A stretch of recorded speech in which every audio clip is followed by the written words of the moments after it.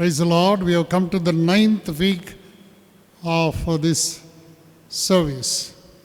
கர்த்தருடைய நாமத்திற்கு ஸ்தோத்திரம். நாம் இந்த ஆன்லைன் சர்வீஸில் 9ஆம் வாரத்திற்கு வந்திருக்கிறோம். దేవునికి స్తోత్రం కలుగును గాక. ఈ యొక్క ఆన్లైన్ సర్వీసు 9వ వారంలోనికి మనం వచ్చి ఉంటున్నాం.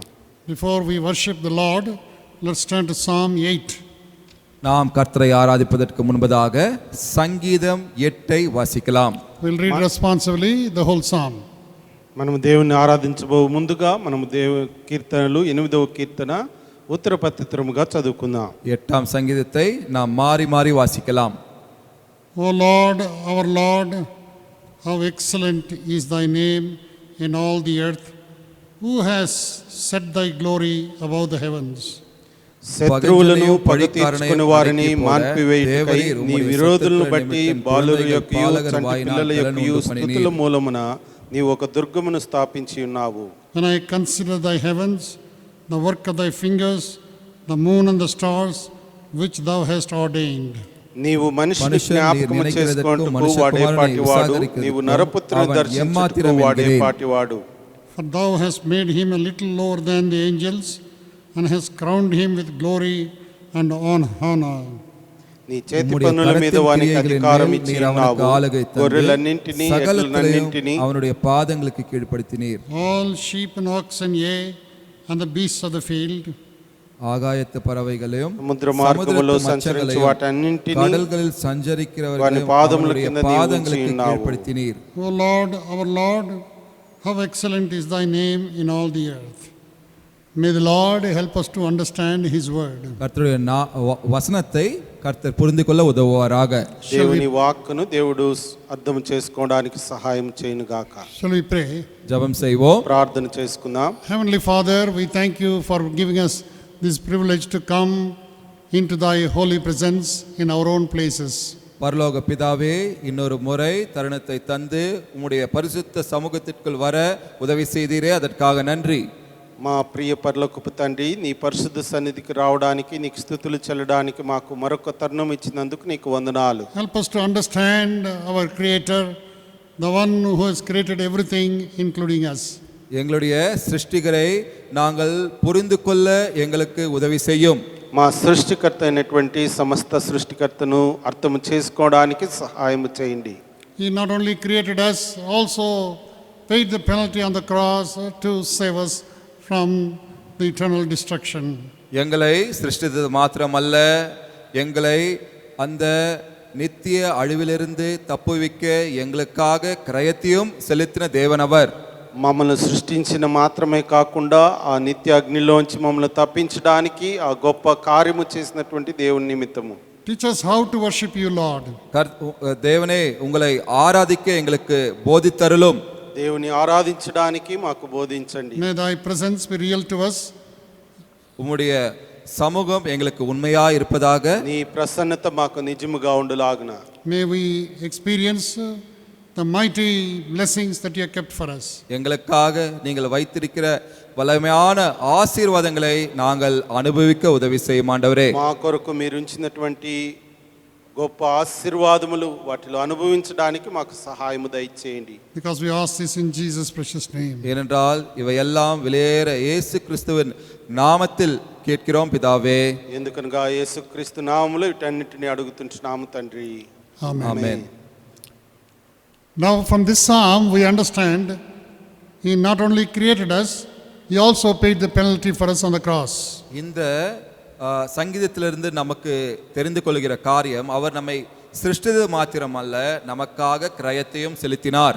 ఈ యొక్క కీర్తనలో మరి కీర్తనకారుడు మనకు సృష్టించినటువంటి సృష్టికర్త మాత్రమే కాదు, ఆయన మన కొరకు ఆ సిలువలో మరి బలియాగమై ఉంటున్నాడని చెప్తున్నాడు. According to Hebrew 9:22, he has forgiven us.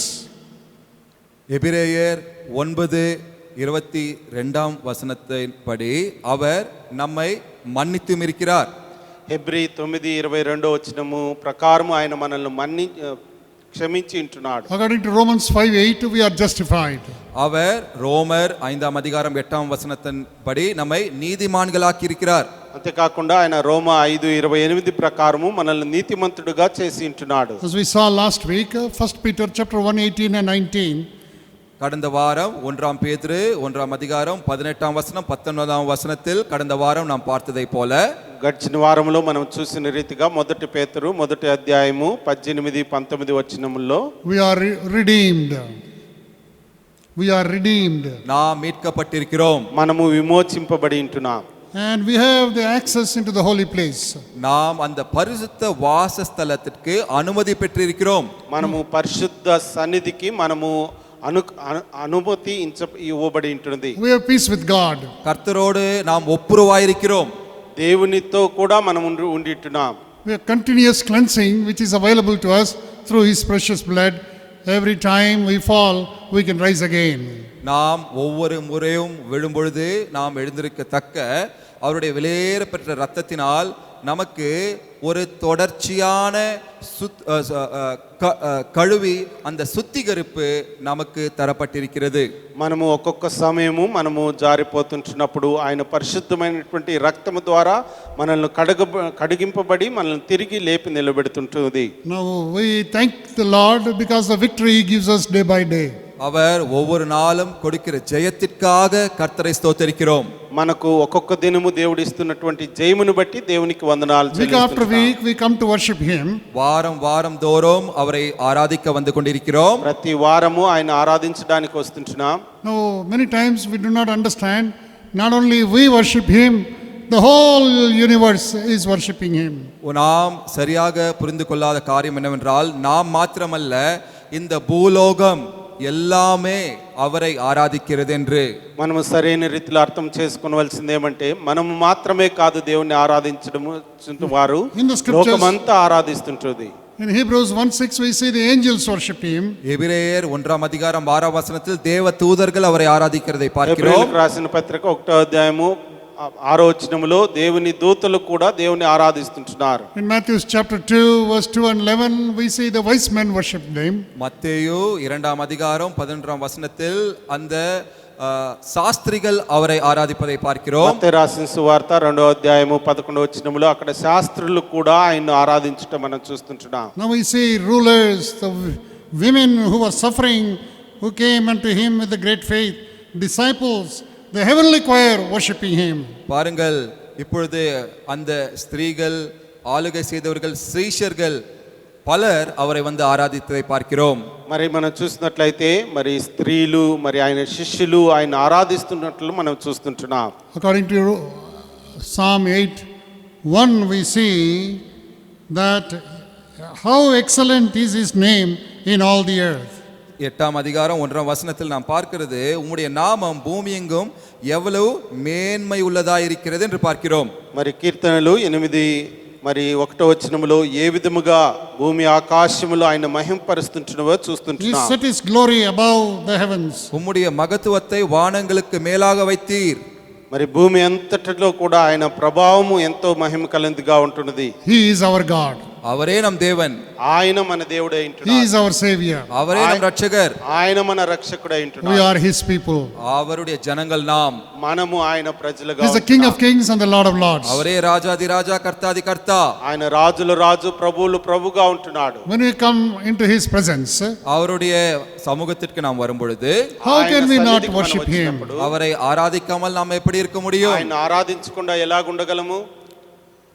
So this is the time for us to spend some time in worship. அதற்காக தான் இப்பொழுது நமக்கு ஒரு தருணம் கொடுக்கப்பட்டிருக்கிறது. சில நிமிடங்கள், சில நேரம் அவரை ஆராதிப்பதற்காக.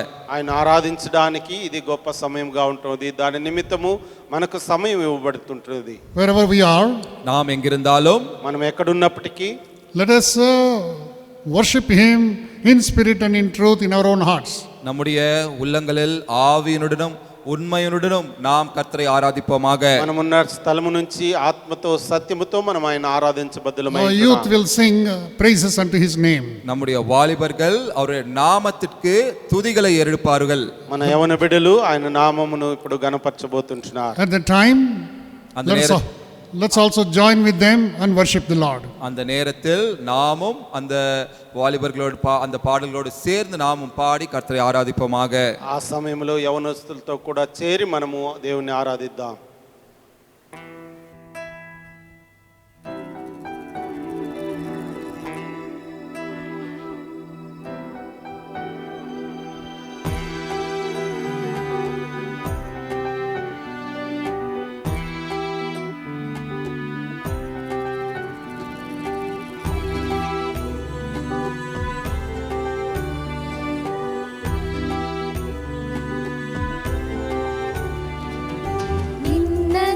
ದೇವರು ಯಾರೂ ಇಲ್ಲ, ನಿನ್ನ ಹಾಗೆ ಪ್ರೀತಿಸುವವರು ಒಬ್ಬರು ಇಲ್ಲ.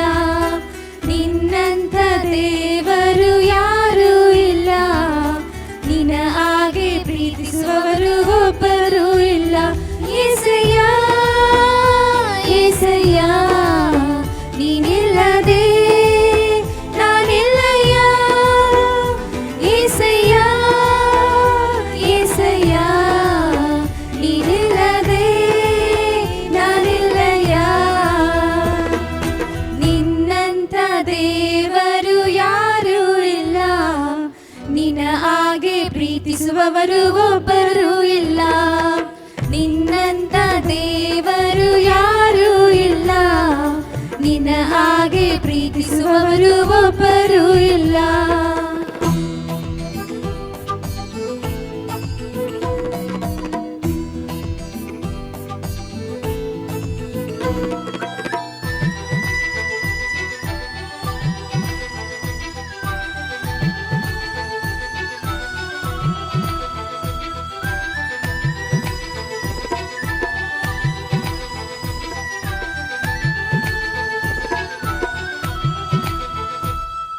ಪಾಪದ ಮರಣದಲ್ಲಿ ಇದ್ದಂತ ನನ್ನ ಪ್ರೀತಿ ಮಾಡಿ ಪ್ರಾಣ ಕೊಟ್ಟು ಬದುಕಿಸಿದೆ ದೇವ. ಪಾಪದ ಮರಣದಲ್ಲಿ ಇದ್ದಂತ ನನ್ನ ಪ್ರೀತಿ ಮಾಡಿ ಪ್ರಾಣ ಕೊಟ್ಟು ಬದುಕಿಸಿದೆ ದೇವ. ನಿನ್ನ ಕೃಪೆ ಶಾಶ್ವತ ಎಂದೆಂದು ದೇವ, ನಿನ್ನ ಕೃಪೆ ಶಾಶ್ವತ ಎಂದೆಂದು ದೇವ.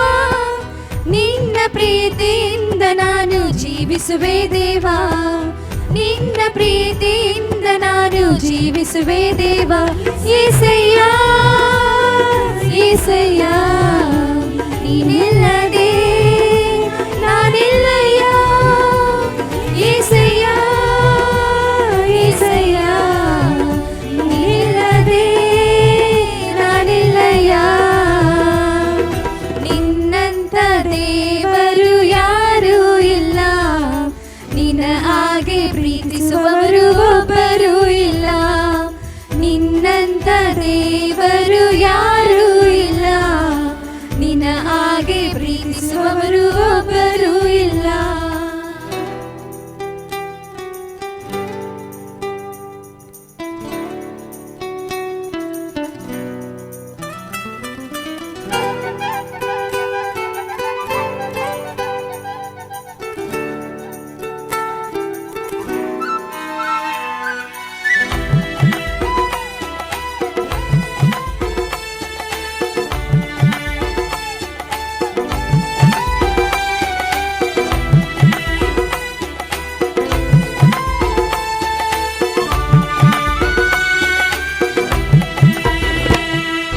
ಕಷ್ಟಗಳಲ್ಲಿ ದುಃಖಗಳಲ್ಲಿ ಜೊತೆಯಾಗಿರುವವನು, ರೋಗದಲ್ಲಿ ಸಂಕಟದಲ್ಲಿ ಬಲವ ಕೊಡುವವನು. ಕಷ್ಟಗಳಲ್ಲಿ ದುಃಖಗಳಲ್ಲಿ ಜೊತೆಯಾಗಿರುವವನು, ರೋಗದಲ್ಲಿ ಸಂಕಟದಲ್ಲಿ ಬಲವ ಕೊಡುವವನು. ಕೊರತೆಗಳನ್ನು ನೀಗಿಸುವವರು ನೀನೇ యేసయ్య, ಕೊರತೆಗಳನ್ನು ನೀಗಿಸುವವನು ನೀನೇ యేసయ్ಯ. ಸೋಲುಗಳಲ್ಲಿ ಜಯವನ್ನು ಕೊಡುವ ದೇವ ನೀನಯ್ಯ, ಸೋಲುಗಳಲ್ಲಿ ಜಯವನ್ನು ಕೊಡುವ ದೇವ ನೀನಯ್ಯ. యేసయ్య యేసయ్య ನೀನಿಲ್ಲದೆ ನಾನಿಲ್ಲಯ್ಯ. యేసయ్య యేసయ్య ನೀನಿಲ್ಲದೆ ನಾನಿಲ್ಲಯ್ಯ.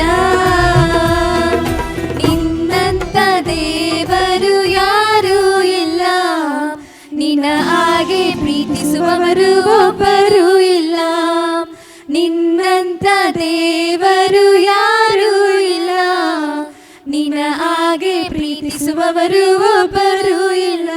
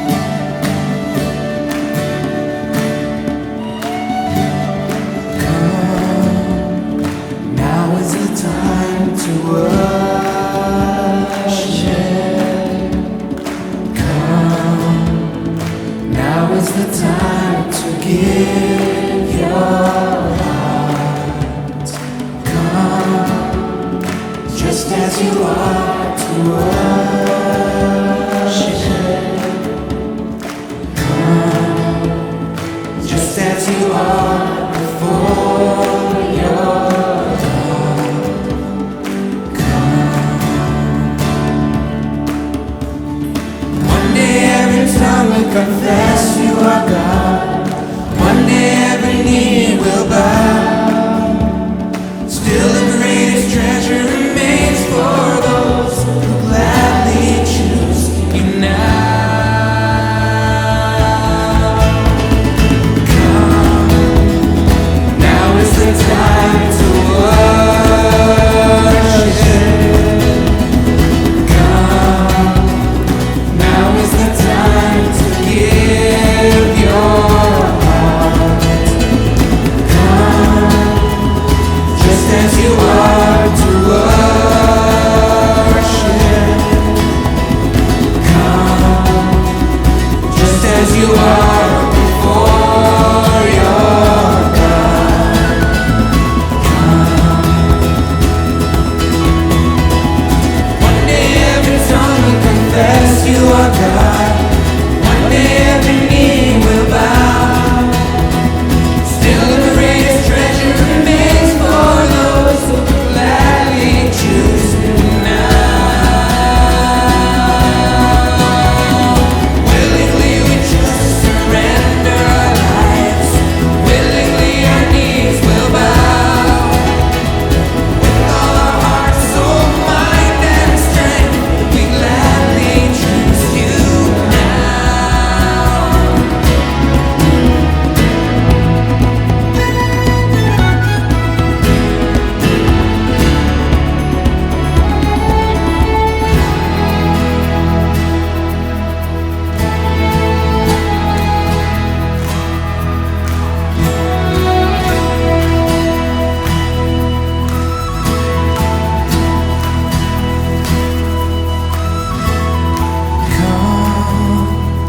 Now is the time to worship.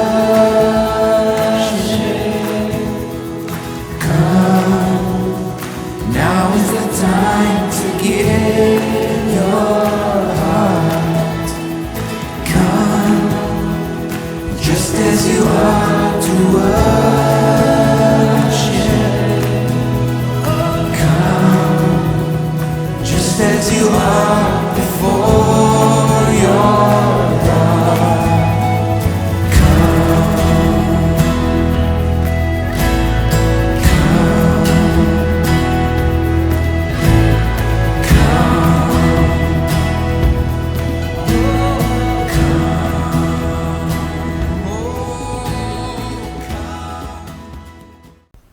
Wonderful singing and worship. அற்புதமான பாடல்கள் பாடி கர்த்தரை ஆராதித்தோம். అద్భుతమైనటువంటి పాటల ద్వారా దేవుని ఆరాధించుచున్నాం. Our hearts are rejoicing in the Lord. கர்த்தருக்குள் நம்முடைய உள்ளங்கள் மகிழ்கிறது. దేవునికి మహిమ కలిగి ఉంటున్నది. As God's children, we want to experience the mountaintop the experience in our lives. கர்த்தருடைய பிள்ளைகளாக நாம் அந்த பர்வதத்தின் உச்சியின் அனுபவத்தை நாம் பெற வேண்டும் என்று இருக்கிறோம். మనము దేవుని పిల్లలుగా పర్వత శిఖర అనుభవమును మనము కలిగి ఉండవలసిన వారమై ఉంటున్నాం. Now this morning, இந்த காலை ఈ வேளையில் యొక్క ఉదయ కాలమున Brother Daniel Christodas will share God's word. சகோதரர் டேனியல் கிறிஸ்துதாஸ் கர்த்தருடைய வசனத்தை பகிர்ந்து கொடுப்பார். బ్రదర్ డానియల్ క్రీస్తుదాస్ గారు దేవుని వాక్యమును మనతో పంచుకుంటారు. Let's hear God's word from his servant. அவருடைய தாசன் மூலமாக கர்த்தருடைய வசனத்தை கேட்போமாக. దేవుని దాసుని మూలకంగా మనం దేవుని వాక్యమును మనం విందాం. I want to thank the Lord for giving me this opportunity to stand before you and to share God's word with you this morning. கர்த்தர் இந்த காலை வேளையில் கர்த்தருடைய வசனத்தை பகிர்ந்து கொள்ள எனக்கு கொடுத்த தருணத்திற்காக கர்த்தருக்கு நன்றிகளை ஏறெடுக்கிறேன். ఈ యొక్క ఉదయ కాలమున దేవుని కృప చొప్పున మీ మధ్యలో నిలబడి మీకు మీ ముందు వాక్యం పంచుకోవడానికి దేవుడు ఇచ్చినటువంటి కృపను బట్టి వందనాలు. Let's turn our Bibles to Hebrews chapter 11. எபிரேயர் 11ஆம் அதிகாரத்திற்கு திருப்பிக் கொள்வோம். పరిశుద్ధ గ్రంథంలో నుంచి హెబ్రీయులకు రాసిన పత్రిక 11వ అధ్యాయంలో మనం చూద్దాం. Let's read verse 25 and verse 26 together. எபிரேயர் 11ஆம் அதிகாரம் 25 26. హెబ్రీయులకు రాసిన పత్రిక 11వ అధ్యాయము 25 26 వచనములు కలిసి చదువుకుందాం. Choosing rather to suffer affliction with the people of God than to enjoy the passing pleasures of sin, esteeming the reproach of Christ greater riches than the treasures in Egypt, for he looked to the reward. May the Lord help us to understand his word. கர்த்தர் தாமே அவர் வசனத்தை புரிந்து கொள்ள உதவுவாராக. దేవుడి వాక్యము అర్థం చేసుకోవడానికి సహాయం చేయనుగాక. Shall we just close our eyes for a minute and look to the Lord in a word of ஒரு prayer? நிமிடம் கண்களை மூடி ஜெபிப்போம். మనం కళ్ళు మూసుకొని ప్రార్థన చేసుకుందాం. Gracious God, loving Heavenly Father, we thank you, Lord, for this precious time that you gave for us to come into thy presence. Even as we meditate thy words, we pray that you would speak to our hearts. Help us to understand thy word, Lord. We commit ourselves into your hands and we ask this prayer in Jesus' precious name. Amen. Amen. During the past 2 months, the Lord has been speaking to us very clearly through Paul Uncle about the mountaintop experiences and the valley experiences. கடந்த 2 மாதங்களாக நம்முடைய பால் uncle மூலமாக கர்த்தர் இந்த பர்வத சிகர அனுபவத்தை பற்றியும் பள்ளத்தாக்கின் அனுபவத்தை பற்றியும் தேவன் நம்மோடு மிக தெளிவாக பேசிக் கொண்டு வருகிறார். గడిచిన వారంలో పాల్దేవ్ కుమారయ్య గారి ద్వారా ఈ పర్వతపు శిఖర అనుభవమును గురించి మరి లోయ అనుభవమును గురించి చాలా జ్ఞానముక్తముగా దేవుడు మనతో మాట్లాడింటున్నాడు. We learned that to reach the mountaintop, we need to go through the valley. நாம் தெரிந்து கொண்டோம் அந்த பர்வதத்தின் சிகரத்தை சென்றடைய நாம் பள்ளத்தாக்கின் மூலமாக செல்ல வேண்டும் என்று. మనము పర్వత శిఖరపు అనుభవంలోనికి వెళ్ళవలను అంటే మనము లోయ అనుభవంలో నుంచి వెళ్ళవలసిన వారమై ఉంటున్నామని మనం తెలుసుకొని ఉంటున్నాం. So in that valley, we go through a lot of pain and shame. நாம் அந்த பள்ளத்தாக்கில் செல்லும் பொழுது அதிகமான துன்பம் வலி அவமானத்தின் மூலமாக செல்கிறோம். ఆ లోయ మార్గములో ఆ అనుభవంలో వెళ్తున్నప్పుడు మనకు చాలా నొప్పితో కూడుకున్నటువంటి అనుభవంలో మనము వెళ్ళేటటువంటి వారిగా ఉంటున్నాం. It is not a smooth way, but it is a rough way and it's filled with surprises. அது ஒரு சௌகரியமான வழி அல்ல, அது மிகவும் கடினமான வழி, அதில் பல ஆச்சரியங்கள் உண்டு. అది సుఖమైనటువంటి మార్గము కాదు, అది ఎంతో కఠినముతో కూడుకున్నటువంటి మార్గము, ఎన్నో ఆశ్చర్య కార్యములు ఎదుర్కొనేటటువంటి మార్గము. It is not the broad way, it is the narrow way in which the Lord will take us through.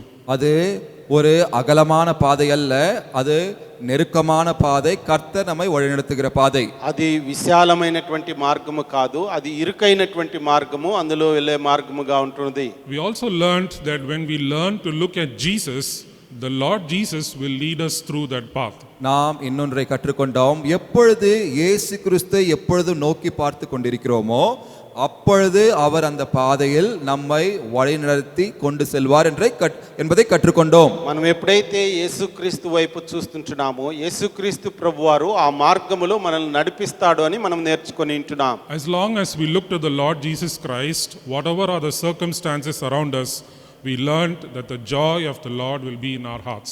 நாம் எப்படிப்பட்ட சூழ்நிலையில் மத்தியில் இருந்தாலும் நாம் எப்பொழுது கர்த்தராக இயேசு கிறிஸ்துவை நோக்கி கொண்டு பார்த்து கொண்டிருக்கிறோமோ அப்பொழுது தேவனின் சந்தோஷம் எப்பொழுதுமே நம் உள்ளத்தில் தங்கியிருக்கும் என்பதை கற்றுக்கொண்டோம். మనము ఎటువంటి పరిస్థితుల్లో ఉన్నప్పటికీ ప్రభు అయినటువంటి యేసుక్రీస్తు వైపు మనం చూసినప్పుడు దేవుని యొక్క సంతోషము మన హృదయంలో ఉల్లసింపుగా మనం చూస్తుంటున్నాం. When uncle requested me to speak today, I was just meditating on God's word and wondering what I should be sharing with you this morning. Uncle என்னை இன்று கர்த்தருடைய வசனத்தை பகிர்ந்து கொள்ள சொன்னபொழுது நான் தியானித்துக் கொண்டிருந்தேன் நான் என்ன பகிர்ந்து கொள்ள வேண்டும் என்று. పాలంకులు మరి అన్నగారిని మాట్లాడినప్పుడు ఏమి ధ్యానించాలని ధ్యానించుకుంటున్నప్పుడు ఏమి మాట్లాడాలన్నప్పుడు దేవుడు ఇది తెలియపరిచింటున్నాడు. The Spirit of the Lord was leading me to speak about the great man of God, Moses.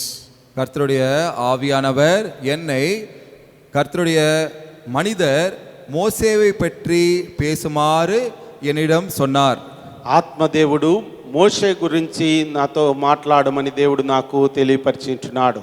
This great man of God, Moses, went through the mountain experiences and also the valley experiences in his life. இந்த பெரிய தேவ மனிதர் மோசே அவர் இந்த பர்வதத்தின் அனுபவத்தில் மாத்திரமல்லாமல் அவர் இந்த பள்ளத்தாக்கின் அனுபவத்திலும் அவருடைய வாழ்க்கையில் அவர் சென்றார். ఈ గొప్ప వ్యక్తి అయినటువంటి మోషే గారు మరి ఆయన యొక్క జీవితంలో ఈ పర్వతపు శిఖరపు అనుభవము మరియు లోయ అనుభవం కూడా ఆయన కలిగి ఉంటున్నాడు. There are some precious lessons which we each one of us can learn through this great man of God. இந்த பெரிய தேவ மனிதரின் வாழ்க்கையிலிருந்து நாம் கற்றுக்கொள்ளக்கூடிய விலையேற பெற்ற பாடங்கள் உண்டு. ఈ గొప్ప దేవుని భక్తుడైనటువంటి ఈ మనిషి ద్వారా గొప్ప పాఠము మనము నేర్చుకోవలసిన వారమై ఉంటున్నాం. The Bible says in Numbers chapter 12 verse 3 that Moses was a very meek and humble man in the face of the whole world. என்னாகமம் 22 Chapter 12 verse 3. 12ஆம் அதிகாரம் 3ஆம் வசனத்தில் மோசே மிகவும் நான் படிக்கிறேன். என்னாகமம் 12ஆம் அதிகாரம் 3ஆம் வசனத்தில் மோசே உலகத்தில் அனைவரை விட சாந்த குணம் உள்ளவர் என்று எழுதப்பட்டிருக்கிறது. సంఖ్యాకాండము 12వ అధ్యాయము 3వ వచనములో మోషే భూమి మీద ఉన్న వారందరిలో మిక్కిలి సాత్వికుడు అని రాయబడి ఉంటున్నది. It also says in verse 7 that he was faithful in all mine house. அவர் என் வீட்டில் எங்கும் அவன் உண்மையுள்ளவன் என்பதையும் எழுதப்பட்டுள்ளது. అంతేకాకుండా 7వ వచనములో అతడు నా ఇల్లు అంతటిలో నమ్మకమైన వాడు అని రాయబడి ఉంటున్నది. So this man of God had wonderful mountain experiences with the Lord. பாருங்கள் இந்த தேவ மனிதனுக்கு ஒரு நல்ல பர்வத சிகர అనుభవంగా அவர் வாழ்க்கையில் கிடைத்தது. చూడండి ఈ యొక్క దేవుని బిడ్డ అయినటువంటి మోషే గారికి ఈ యొక్క పర్వతపు శిఖర అనుభవము ఆయన కలిగి ఉంటున్నాడు. Several times he climbed up the mountain to meet the Lord.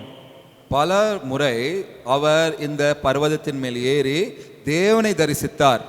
అనేక పర్యాయములు మరి మోషే గారు ఆ యొక్క పర్వతపు శిఖరం పైకి వెళ్ళి దేవుణ్ణి దర్శించుకొని ఉంటున్నాడు. In Exodus chapter 3 it speaks about how Moses when he climbed the Mount Horeb, there he saw the Lord and the Lord spoke to him.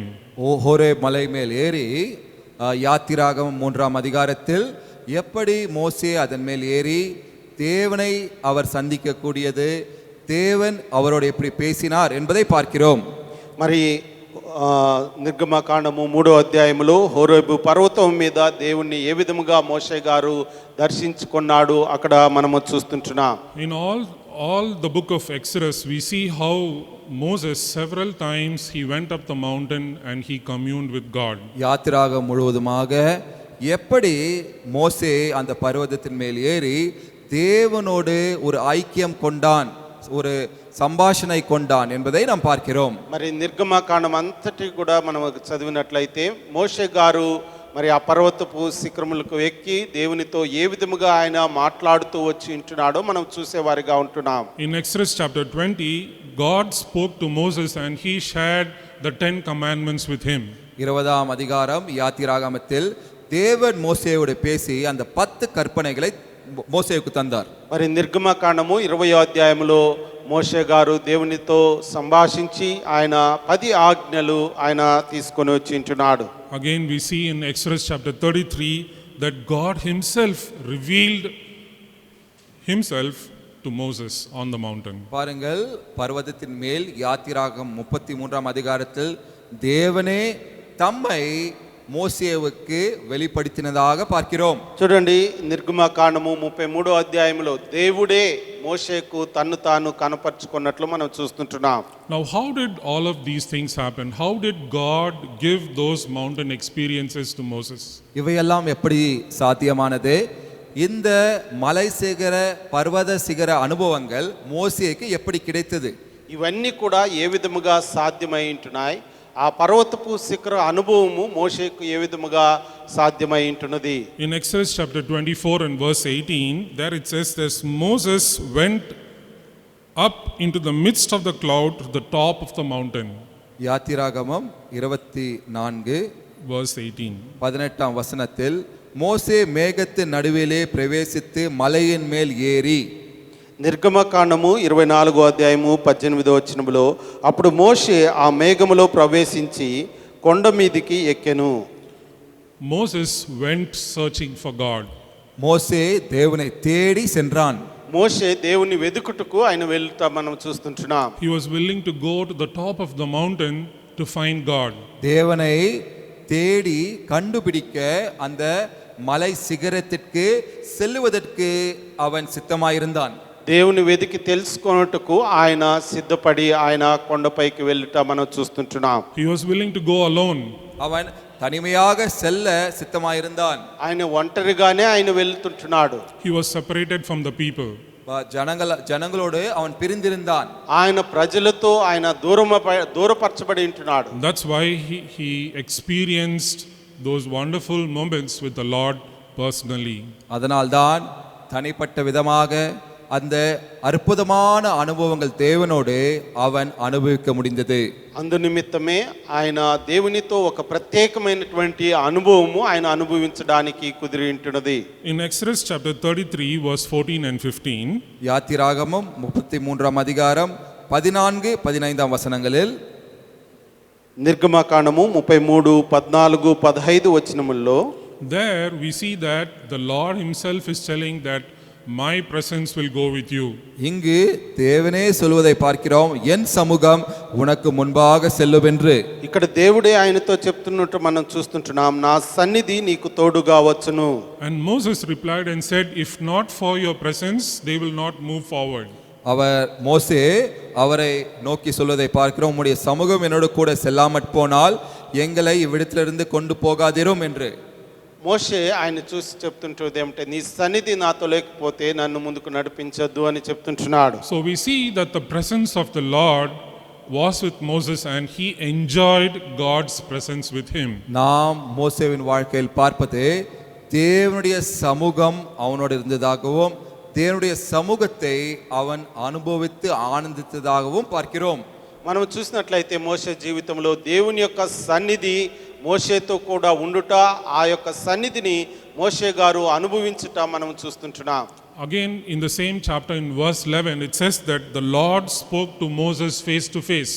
நாம் அதே அதிகாரம் 11ஆம் வசனத்தில் நாம் பார்க்கிறோம், தேவன் மோசேயோடு முகமுகமாய் பேசினார் என்று. మనం ఇదే అధ్యాయంలో 11వ వచనంలో మనం చూస్తుంటున్నాం, మరి మోషే ఆయనతో మాట్లాడినట్లు, మనం స్నేహితునితో మాట్లాడినట్లు మనం చూస్తుంటున్నాం. So we see that Moses enjoyed speaking with the Lord.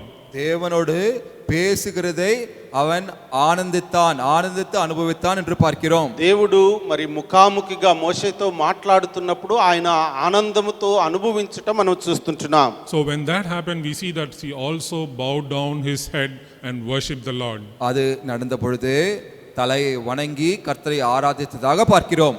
అది జరుగుతుంటున్నప్పుడు తల వంచి ఆయన దేవుణ్ణి ఆరాధించుట మనం We చూస్తుంటున్నాం. see that in Exodus chapter 34 and verse 8 that Moses bowed his head towards the earth and worshipped the Lord. 34ஆம் அதிகாரம் 8ஆம் வசனத்தில் மோசே தீவிரமாக தரை மட்டும் குனிந்து பணிந்து கொண்டான் என்று பார்க்கிறோம்.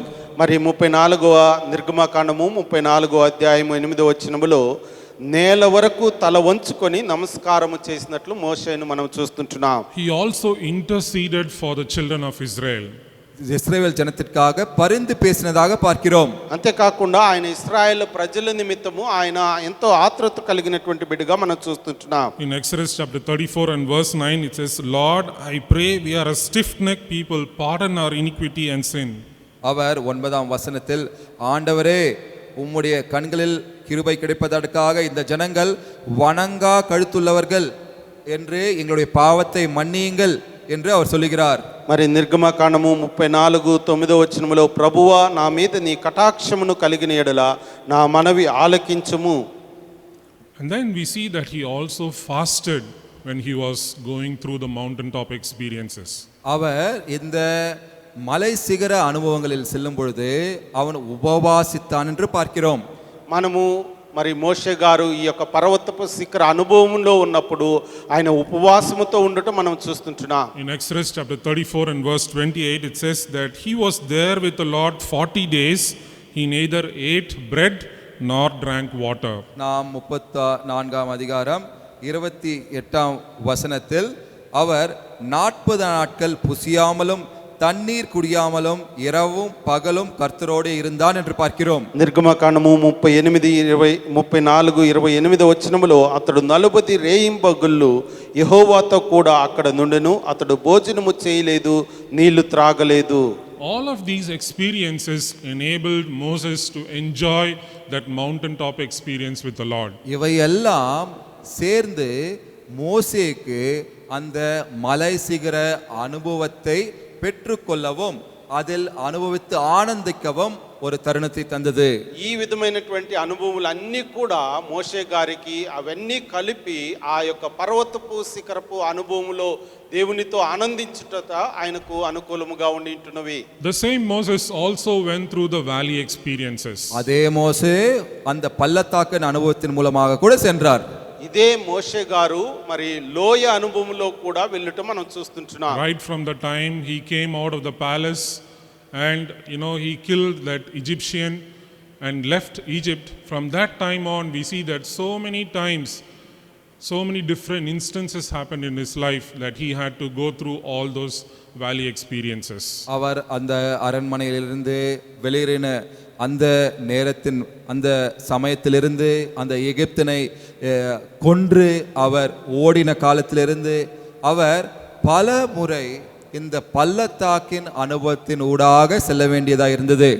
మరి మోషే గారు ఆ యొక్క రాజభవనం నుంచి బయటకు వచ్చి ఐగుప్తుని చంపి పారిపోతున్న ఆ సమయం నుంచి ఆయన ఈ యొక్క లోయ అనుభవంలో వెళ్ళినట్లు మనం చూస్తుంటున్నాం. Before God started to use him, he was in the wilderness for 40 years.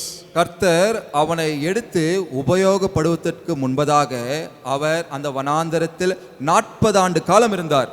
మరి దేవుడు ఆయన ఉపయోగించుకొనకు ముందుగా ఆయన 40 సంవత్సరములు ఆయన ఈ విధముగా తర్బీదు చేశాడు. And then God allowed him to go and meet Pharaoh and request to allow the children of Israel to leave that land to worship their God. பிறகு மோசேவை அனுப்பி அந்த பார்வோன் ராஜாவிடம் அவருடைய ஜனங்களை அவரை ஆராதிக்க அனுப்புமாறு வேண்டிக் கொள்ள அவரை அனுப்பினார். ఆ తర్వాత మోషేను మరి ఫరో రాజు యొద్దకు పంపించి ఆ ఇశ్రాయేలు జనములు దేవుని ఆరాధించుటకు పంపించమని మరి ఆయన అడిగినట్లు మనం చూస్తుంటున్నాం. We see how much he had to go through, to get the children out of Egypt. அவர் எகிப்திலிருந்து இஸ்ரவேல் ஜனத்தாரை வெளிக்கொண்டு வருவதற்கு மோசே எவ்வளவு கஷ்டங்கள் அவர் பாடுகள் அனுபவிக்க வேண்டியதாக இருந்தது என்று பார்க்கிறோம். ఐగుప్తు దేశంలో నుంచి ఇశ్రాయేలు ప్రజలను బయటకు తీసుకొని వచ్చుటలో మోషే గారు ఎంత శ్రమ అనుభవించుచున్నాడో మనం చూసింటున్నాం. And then when they came to the Red Sea, there he had to go through that wilderness experience and God had to open that sea to allow the people to go through. அந்த சிவந்த சமுத்திரத்தின் அண்டை வந்த பொழுது மறுபடியும் மோசேவுக்கு அந்த பள்ளத்தாக்கின் அனுபவம், அந்த வனாந்திர அனுபவத்திற்கு ஊடாக செல்ல வேண்டியதாக இருந்தது.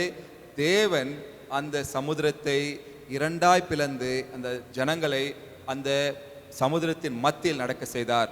మరి మోషే గారు ఆ ఈజిప్ట్ దేశం నుంచి బయటికి ఇశ్రాయేల్ ప్రజలను తీసుకొని వచ్చిన తర్వాత ఎర్ర సముద్రం ఎదుట ఆయన ఆటంకము, మరి దేవుడు మరి దాన్ని 2 పాయలుగా చేసి మరి జనులందరినీ కూడా నడిపించుట ఆ యొక్క అనుభవమును మనం చూసింటున్నాం.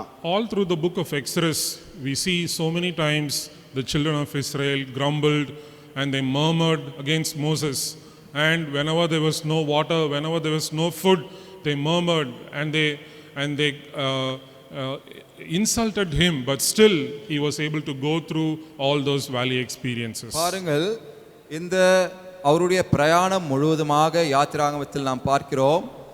இஸ்ரவேல் ஜனத்தார் எப்பொழுது பசியாலும் அவர்கள் தாகத்தாலும் வாடின காலத்தில் தேவனுக்கு எதிராகவும் மோசேக்கு எதிராகவும் முறுமுறுத்தார்கள் என்பதை பார்க்கிறோம். இப்படிப்பட்ட கஷ்டமான அனுபவங்களில் மோசே அந்த பள்ளத்தாக்கின் అనుభవத்தின் మూలமாக செல்ல வேண்டியதாக இருந்தது. మరి ఇక్కడ మోషేను మనం నిర్గమకాండం అంతట్లో కూడా మనం చూసినట్లయితే వారిని ఇశ్రాయేల్ ప్రజలను తీసుకొని వెళ్తున్నప్పుడు మరి ఇశ్రాయేల్ ప్రజలు ఏ విధముగా మోషే మీద సనుగుకొని వారికి ఆహారం లేనప్పుడు నీళ్లు లేనప్పుడు వారు సనిగి గొనిగి ఆయన ఏ విధముగా శ్రమలు పొంది పెట్టింటున్నారో మనం We also see how Aaron and Miriam they brought accusations on Moses. ஆரோனும் மிரியாலும் எப்படி மோசே மேல் ஒரு குற்றச்சாட்டை கொண்டு வந்தார்கள் என்று பார்க்கிறோம். మరి అహరోను మిరియాము ఏ విధముగా మోషే మీద కుట్ర పన్నింటున్నారో కూడా మనం చూసింటున్నాం. But in all these experiences the Lord was with him. ஆனால் இந்த அனுபவங்களில் எல்லா மத்தியிலும் தேவன் அவனோடு இருந்தார். మరి ఈ విధమైనటువంటి అనుభవాలు అన్నిటిలో కూడా దేవుడు ఆయనతో కూడా ఉండింటున్నాడు. But what we see here is even during those valley experiences Moses took time to go to the mountain top and see the Lord face to face and commune with him. நாம் இதிலிருந்து என்ன தெரிந்து கொள்கிறோம் என்றால் இப்படிப்பட்ட பள்ளத்தாக்க அனுபவங்கள் மத்தியிலும் மோசே நேரத்தை ஒதுக்கி நேரம் எடுத்து அந்த பர்வதத்தின் மேல் ஏறி தேவனை முகமுகமாக தரிசித்து அந்த పర్వత శిఖరத்தின் అనుభవத்திற்குள் சென்றான் என்று பார்க்கிறோம். మరి ఈ విధమైనటువంటి ఈ పరిస్థితులు అన్నిటిలో నుంచి మోషే గారు ఆ పర్వతపు శిఖర అనుభవంలోనికి వెళ్ళి అక్కడ దేవునితో ముఖాముఖిగా ఆయన దర్శించుకొని ఆయనలో అనుభవించుట మరి ఇది మనము తెలుసుకొని ఉంటున్నాం. Exodus chapter 34 and verse 29 says that these mountaintop experiences gave Moses the strength when he came down to go through the valley experiences. நாம் யாத்திராகமம் 34:29 வசனத்தில் பார்க்கிறோம். இந்த மலை சிகர அனுபவங்கள் மோசேக்கு அந்த பலனை தந்தது என்று பார்க்கிறோம். మరి నిర్గమకాండము 34వ అధ్యాయం 29వ వచనములో ఈ విధమైనటువంటి అనుభవాలన్నీ కూడా మోషే గారికి అది ఒక బలముగా ఆయనకు చేకూరినట్లు మనం చూసేటటువంటి వారిగా ఉంటున్నాం. So here we see that when he came down from that mountain his face was glowing. அவர் அந்த மலை இறங்கி வந்த பொழுது அவருடைய முகம் பிரகாசித்துக் கொண்டிருந்தது. మరి ఆ కొండ దిగి ఆయన వస్తుంటున్నప్పుడు ఆయన ముఖము ప్రకాశముతో మరి వెలిగిపోయినట్లు మనం చూస్తుంటున్నాం. And the verse Exodus 34 and verse 29 very clearly says why his face was glowing. It was because he had spoken to the Lord face to face. எதற்காக அவர் முகம் பிரகாசித்தது இந்த 29ஆம் வசனத்தில் பார்க்கிறோம். தன்னோடு அவர் பேசினதனாலே தன் முகம் பிரகாசித்திருப்பதை அவன் அறியாதிருந்தான் என்று பார்க்கிறோம். మరి ఎందు నిమిత్తము ఆయన ముఖము ప్రకాశింపబడి ఉంటున్నదంటే దేవునితో ముఖాముఖి ఆయన మాట్లాడి ఉంటున్నాడు గనుక అతని ముఖ చర్మము ప్రకాశించినట్లు మనము ఈ వచనములో చూసేవారిగా ఉంటున్నాం. There are so many lessons, precious lessons that we can learn from this. இதிலிருந்து விலையேறப்பட்ட பாடங்களை நாம் கற்றுக்கொள்ளலாம். మరి మోషే గారి యొద్ద నుంచి అనేకమైనటువంటి ఈ విధమైనటువంటి పాఠములు మనం నేర్చుకునే వారిగా ఉంటున్నాం. Because Moses communed with God, God gave him strength. மோசே தேவனோடு சம்பாஷித்துக் கொண்டிருந்ததால் மோசேவுக்கு தேவன் பலனை தந்தார். మరి మోషే గారు దేవునితో సంభాషణ చేస్తున్నటువంటి విధానమును బట్టి దేవుడు మోషేకు ఆయన బలము చేకూరుస్తూ The వస్తున్నాడు. glory of the Lord was seen in his face and it flowed through him. கர்த்தருடைய மகிமை அவர் முகத்தில் தெரிந்தது, அவன் மூலமாக அது பாய்ந்தோடினது. దేవుని యొక్క మహిమ మోషే గారి యొక్క ముఖం మీద మరి అది ప్రకాశించేటటువంటిదిగా వెలిగిపోతుంటున్నది. That was because of his mountaintop experience. அது எப்படி என்றால் அந்த பர்வத சிகர அனுபவத்தினால் அப்படி நடந்தது. ఇది ఏ విధముగా అనగా మరి పర్వతపు శిఖర అనుభవం ద్వారా ఆయన ముఖము ప్రకాశించబడుతుంటున్నది. Shall we turn our Bibles to 2 Corinthians chapter 3? இரண்டாம் கொரிந்தியர் 3ஆம் அதிகாரத்திற்கு நாம் திருப்பிக் கொள்வோம். 2 కొరింథీయులకు రాసిన పత్రిక 2వ అధ్యాయమును మనం చూద్దాం. 2 Corinthians chapter 3. இரண்டாம் கொரிந்தியர் 3ஆம் அதிகாரம் 2 కొరింథీయులకు రాసిన పత్రిక 3వ అధ్యాయము verse 13. 13ஆம் வசனம். 13వ వచనం. Here it says, unlike Moses, who put a veil over his face, so that the children of Israel could not look steadily at the end of what was passing away. மேலும் ஒழிந்து போவதின் முடிவை இஸ்ரவேல் புத்திரர் நோக்கி பாராதபடிக்கு மோசே தன் முகத்தின் மேல் முக்காடு போட்டுக்கொண்டது போல நாங்கள் போடுகிறதில்லை. 12, 13 వచనాలు. తగ్గిపోవచ్చున్న మహిమ యొక్క అంతమును ఇశ్రాయేలీయులు తేరి చూడకుండానట్లు మోషే తన ముఖము మీద ముసుగు వేసుకొనెను. Also verse 18. 18వ వచనం కూడా 18వ వచనం కూడా. But we all with unveiled face, beholding as in a mirror the glory of the Lord, are being transformed into the same image from glory to glory, just as by the Spirit of the Lord. நாம் எல்லாரும் திறந்த முகமாய் கர்த்தருடைய மகிமையை கண்ணாடியிலே காண்கிறது போல கண்டு ஆவியாயிருக்கிற கர்த்தரால் அந்த சாயலாக தானே மகிமையின் மேல் மகிமை அடைந்து மறுரூபமாக்கப்படுகிறோம். మనమందరమును ముసుగు లేని ముఖముతో ప్రభు యొక్క మహిమను అద్దము వలె ప్రతిఫలింపజేయుచు మహిమ నుండి అధిక మహిమను పొందుచు ప్రభువుకు ఆత్మ చేత ఆ పోలికగానే మార్చబడుచున్నాము. If you remember, this verse 18 was one of the promises for our church a few years ago, New Year promise. சில வருடங்களுக்கு முன்பதாக உங்களுக்கு ஞாபகம் இருந்தால் தெரியும், இந்த வசனம் நமக்கு సభயின் వాగ్దానமாக கொடுக்கப்பட்டிருந்தது. మనం జ్ఞాపకం చేసుకున్నట్లయితే కొద్ది సంవత్సరముల ముందుగా ఈ యొక్క 18వ వచనము మన సంఘమునకు వాగ్దాన వచనముగా వచ్చి ఉంటున్నది. Here we see in this verse that the glory of the Lord is revealed through us or is shown through our lives. நாம் இங்கே பார்ப்பது கர்த்தருடைய மகிமை நம்முடைய வாழ்க்கை மூலமாக நம் மூலமாக அது வெளிப்படுகிறது என்று பார்க்கிறோம். మనం చూసినట్లయితే ప్రభు యొక్క మహిమ అద్దము వలె మన ప్రతిబింబము చేయుచున్నట్లు మనం చూస్తుంటున్నాం. When we get closer to God, His glory reflects on our face. நாம் கர்த்தர் அண்டை வரும்பொழுது அவருடைய மகிமை நம்மேல் தென்படுகிறது.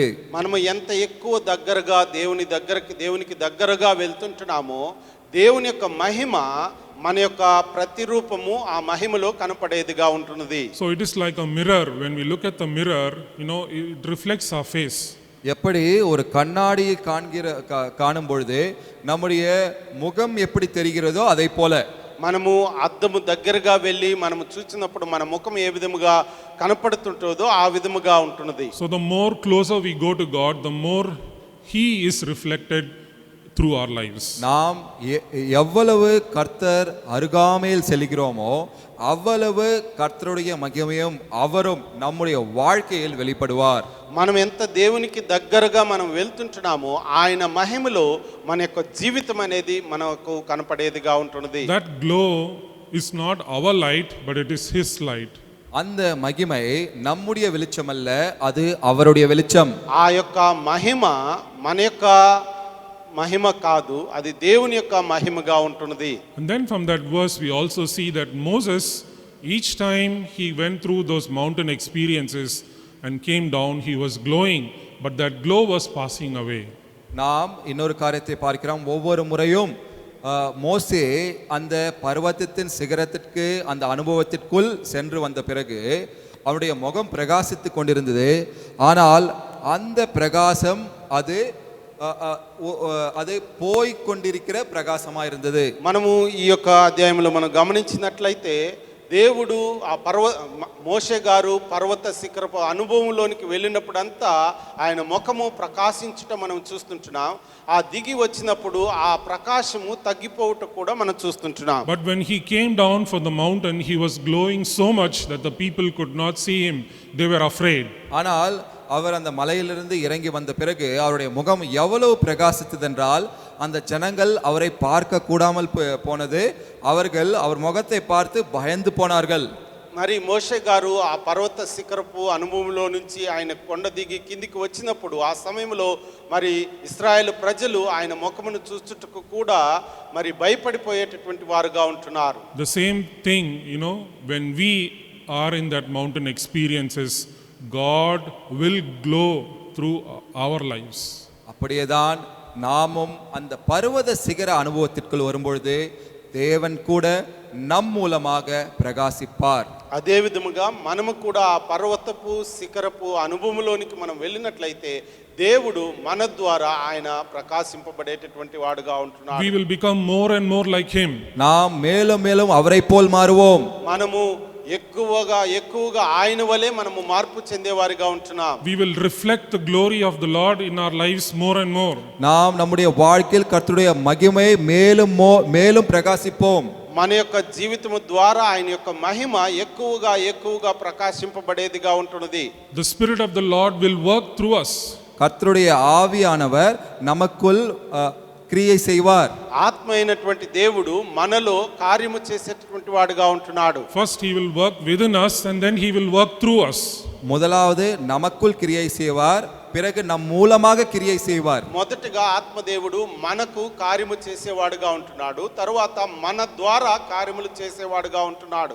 All these things we see when we go through that mountain experience. இவையெல்லாம் நாம் அந்த பர்வத சிகர அனுபவத்திற்குள் செல்லும் பொழுது நாம் பார்க்கக்கூடிய காரியங்கள். ఇవన్నీ కూడా మనము ఆ పర్వతపు శిఖర అనుభవంలోనికి వెళ్ళినప్పుడు మనం చూసేటటువంటి కార్యములుగా ఉంటున్నాయి. Now coming back to the verse that we read in the beginning. நாம் ஆரம்பத்தில் வாசித்த அந்த வசனத்திற்கு வரும் பொழுது ప్రారంభంలో చదివినటువంటి వాక్యమునకు నేను తిరిగి వస్తుంటున్నాను. Hebrews chapter 11 verse 25 and verse 26. எபிரேயர் 11ஆம் அதிகாரம் 25 26. హెబ్రీలకు రాసిన పత్రిక 11వ అధ్యాయము 25 26 వచనములు. These two verses give us a wonderful testimony of the life of Moses. மோசேவின் வாழ்க்கை பற்றி இந்த வசனங்கள் ஒரு நல் சாட்சி கொடுக்கிறது. ఈ రెండు వచనములు మోషే గారిని బట్టి ఆయన యొక్క జీవితమును బట్టి ఒక సాక్ష్యముగా చెప్పబడుతుంటున్నవి. It speaks to us about the choices that he made in his life. அவர் செய்த அந்த தேர்ந்தெடுத்தல், அவர் தெரிந்து கொண்ட காரியங்களை பற்றி, அவரை பற்றியும் சில காரியங்களை வெளிப்படுத்துகிறது. ఆయన చేసినటువంటి కార్యములను బట్టి ఆయన తెలుసుకున్నటువంటివి కొన్ని ఆయన ఇక్కడ రాయబడి ఉంటున్నవి. It also speaks about the reward that he was looking forward to.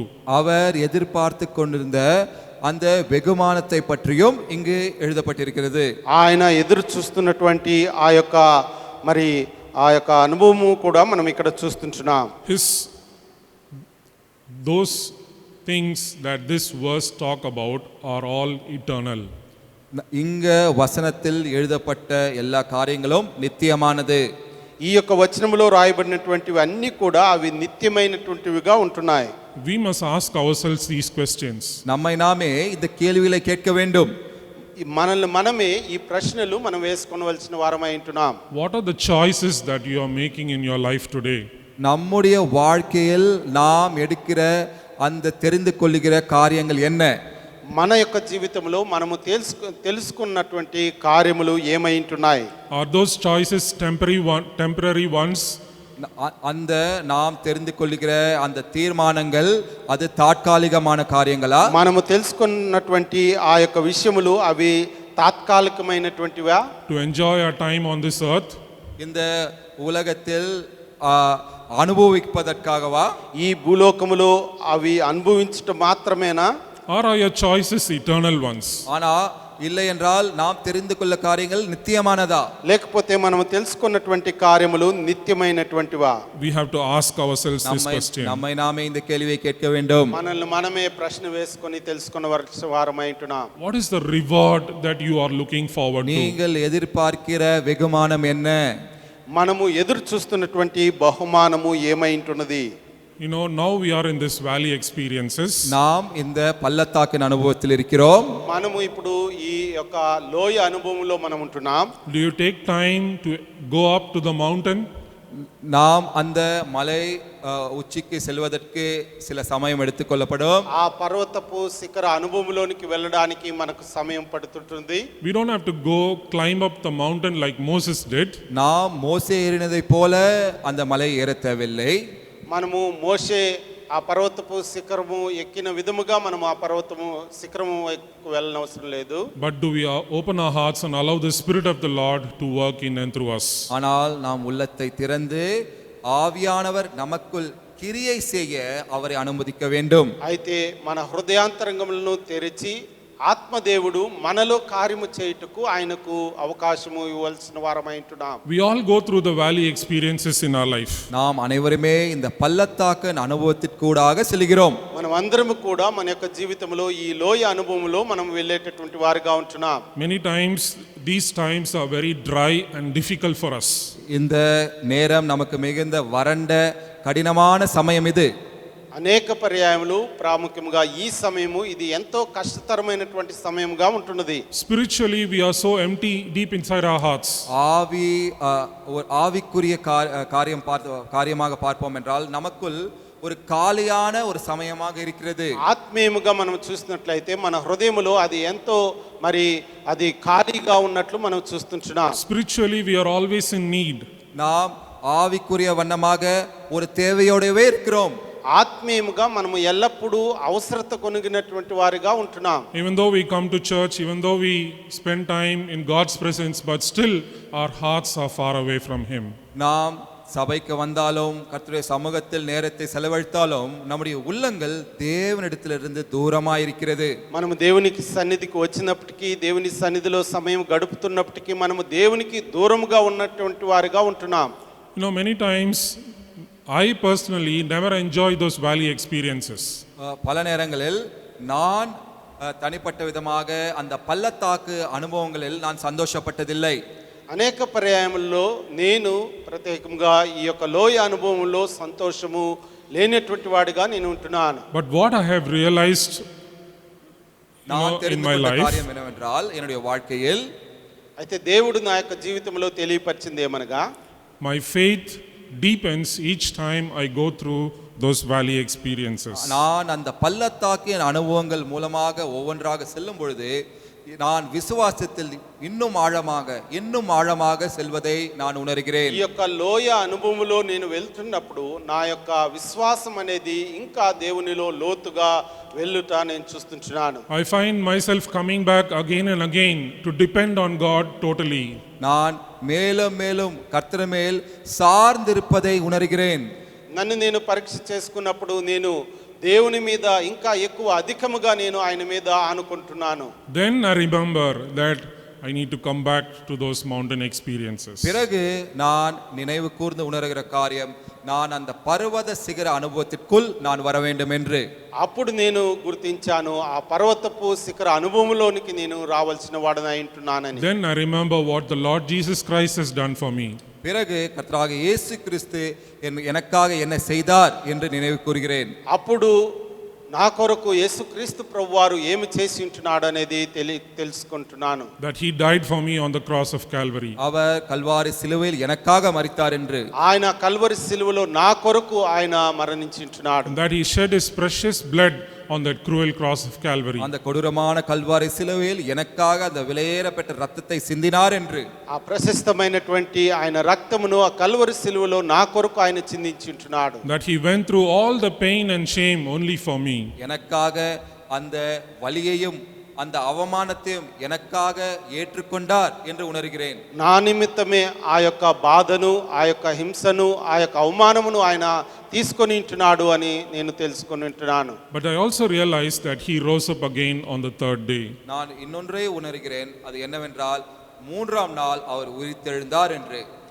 నేను తెలుసుకున్నది ఏమంటే నా నిమిత్తము ఆయన మూడవ దినము తిరిగి లేచి ఉంటున్నాడు అని. And now he is seated at the right hand of God interceding for me. கர்த்தருடைய வலது பாரத்தில் அவர் உட்கார்ந்து கொண்டு எனக்காக பரிந்து பேசிக் கொண்டிருக்கிறார் என்பதையும் உணர்கிறேன். ఇప్పుడు నా నిమిత్తము తండ్రి కుడిపార్శ్వమున ఆయన కూర్చొని విజ్ఞాపన చేస్తున్నట్లు నేను చూస్తుంటున్నాను. My dear brother and sister, அன்பான சகோதர சகோதரியே, నా ప్రియ సహోదర సహోదరులారా, God is the one who's taking us through the valley experiences. கர்த்தர் தான் நம்மை இந்த பள்ளத்தாக்கின் அனுபவத்தின் ஊடாக கொண்டு செல்கிறார்.